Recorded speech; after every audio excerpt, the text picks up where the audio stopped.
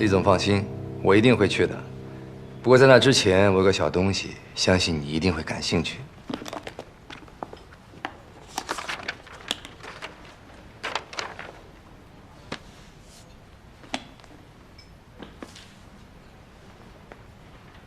这上面的流水很清楚，供应商私下给协议的账户汇了一笔钱，整整300万呢。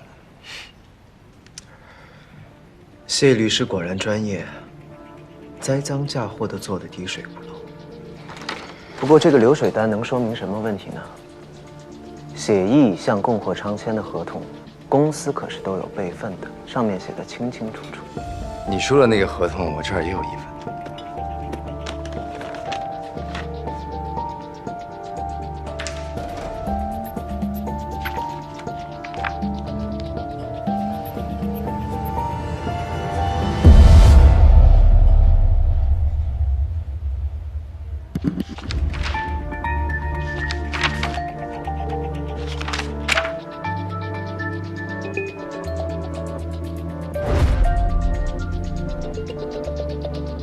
谢明浩，你居然伪造合同！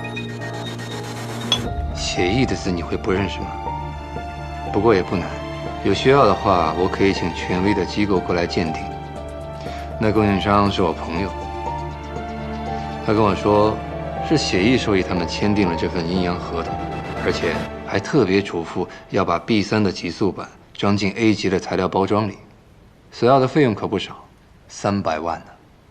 有需要的话，我可以安排你跟供应商见面。当然了，他们的说辞也100%一样。你供货商早就被你收买了吧？他们不过是一面之词而已，我是不会相信的。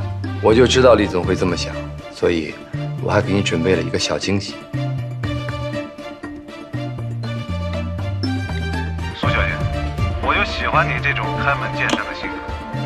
这样吧，回扣方面，我可以让给你1成。2成，怎么样？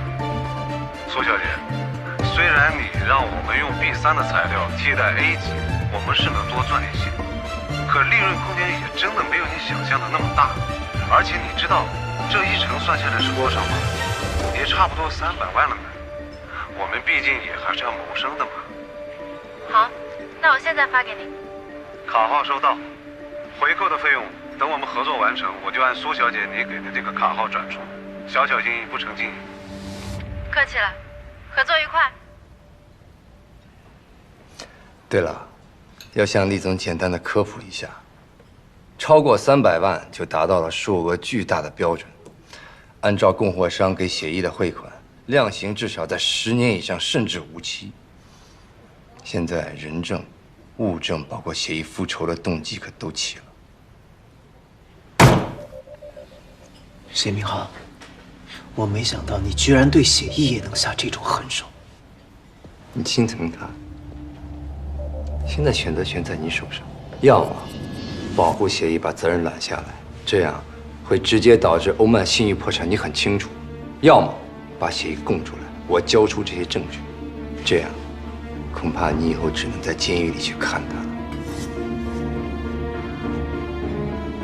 江山还是美人，这是一个千古难题。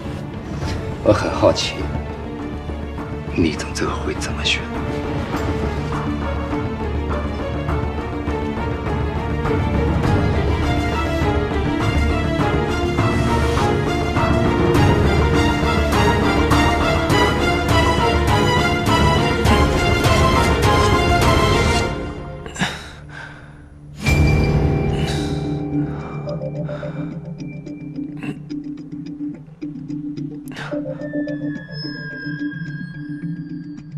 ？B 级的保温板也可以用作于建筑外墙的保温。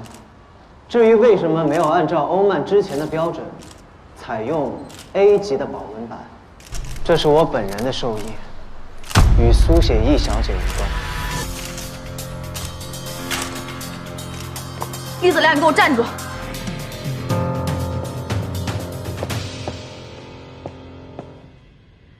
你疯了吗？你这么做考虑过后果吗？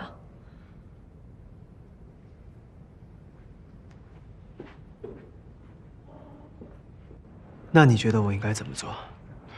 把所有责任都推到苏写意身上，然后将他斩首示众，千刀万剐，以此来保全欧曼的性命吗？可这明明就是他的错，是他购买的材质出了问题，才会导致火灾。你为了这样一个居心叵测的女人，你值得吗？我是欧曼的董事长，也是最大的股东，我会为我做的决定而负责。厉泽良，我必须提醒你，虽然你是欧曼的董事长，但是欧曼不是你一个人的。我很清楚这一点。你简直是无可救药，你这样做一定会后悔的。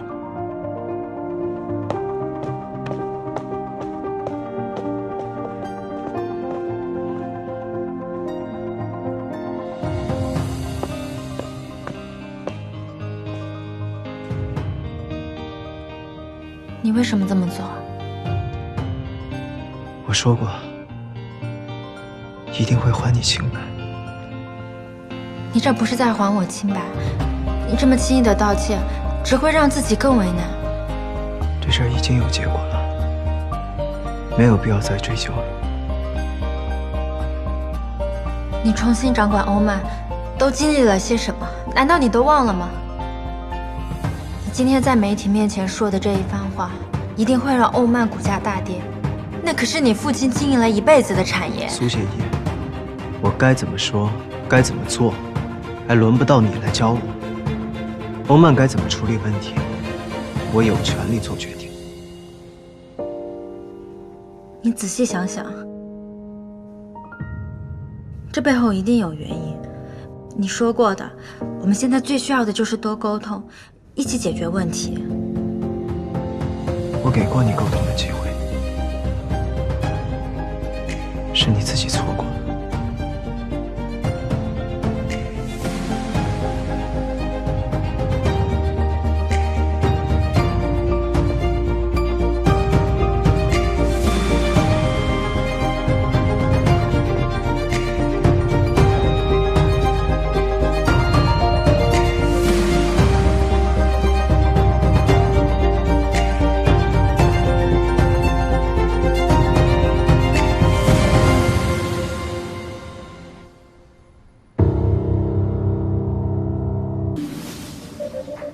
苏小姐既然打电话把我叫过来了，不妨有什么话就直说吧。